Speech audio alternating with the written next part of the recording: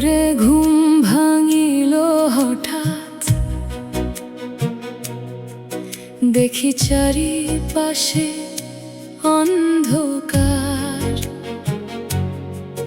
নিভে গেছে কত প্রাণের আলো, কাঁদে নীরব জনতার।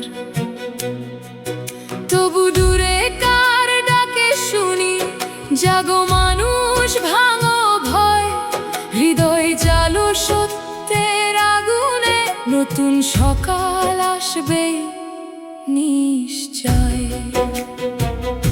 হো বন্ধু চল হাতে হাত রেখে, মানুষ মানুষের পাশে থাক।